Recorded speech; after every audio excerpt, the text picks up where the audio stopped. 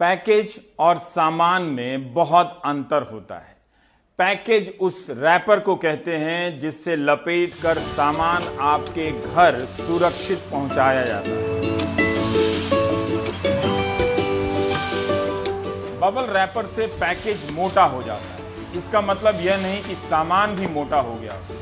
आप प्याज के छिलके की तरफ बबल रैपर की परतों को उतारने लगते हैं। उम्मीद भी कोई चीज होती है, इसलिए आप दम लगाकर उतारने लगते हैं।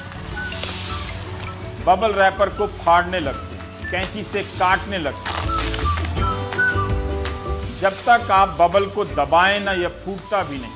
यह ठीक है कि बबल रैपर और आर्थिक पैकेज आपकी मनोवैज्ञानिक सुरक्षा के लिए भी हो सकते हैं, लेकिन मैंने यह बताने के लिए दिखाया कि भारत में पैकेजिंग इंडस्ट्री 500 करोड़ से अधिक की है।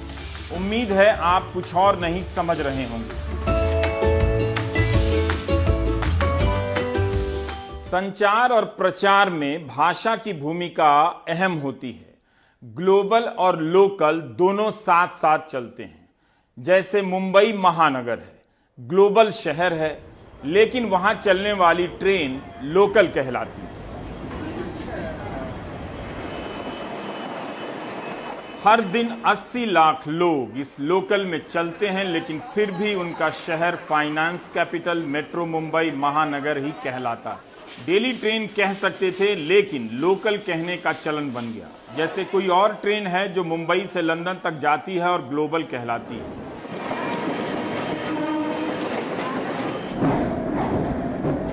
मुंबई से त्रिवेंद्रम जाने वाली नेशनल नहीं कही जाती। जब आप लोकल को लेकर वोकल बन रहे होंगे तो मुंबई के लोकल में चलने वाले यही सोच रहे होंगे कि इस महानगर के लोग 150 साल से लोकल में चल रहे हैं।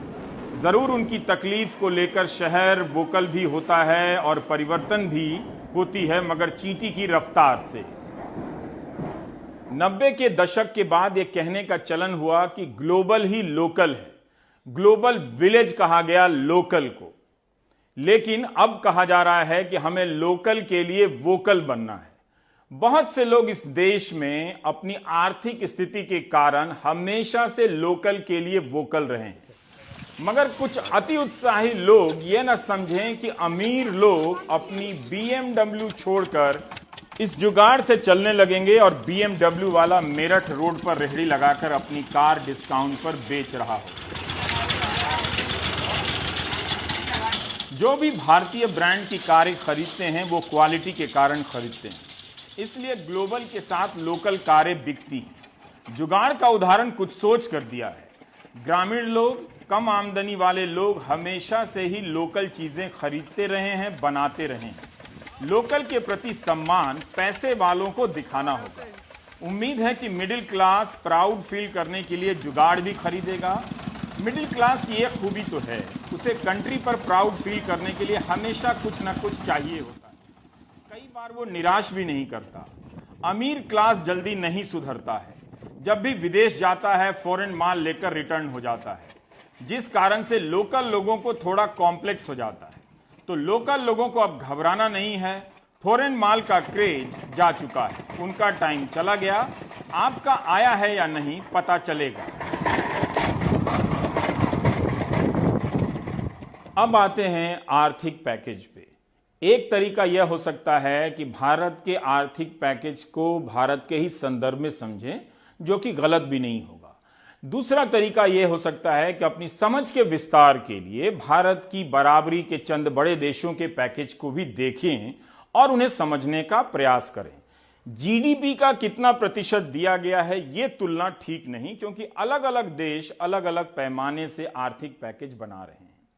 राम विश्वनाथन और वृंदा ने इस मामले में रिसर्च में मदद की है और पता चला है कि विश्व बैंक की रिपोर्ट के अनुसार दुनिया भर में सामाजिक या आर्थिक सुरक्षा के 246 कार्यक्रम शुरू किए गए हैं।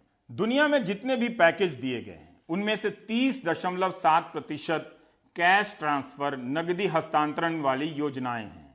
इनमें से 129 योजनाएं बिल्कुल नई हैं और बाकी वो हैं जो पहले से चली आ रही हैं। 37 देशों ने अपने यहां नकदी देने का कवरेज बढ़ा दिया, यानी पहले से अधिक लोगों को कैश देना शुरू किया। 88 देशों में पहले से चली आ रही कैश ट्रांसफर योजना की राशि बढ़ा दी गई है। अल्जीरिया ने यह सुविधा दी है कि जब जरूरत हो आप उतना पैसा ले सकते हैं। आर्मीनिया में बुजुर्गों को घर पर कैश पहुंचाया जा रहा है। बीमार लोगों, बुजुर्गों या बेरोजगार हुए लोगों के लिए भी कैश से सपोर्ट करने के 215 कार्यक्रम चल रहे हैं। भारत में भी अलग अलग राज्यों ने अलग अलग प्रकार की नकदी देने की योजनाएं शुरू की हैं।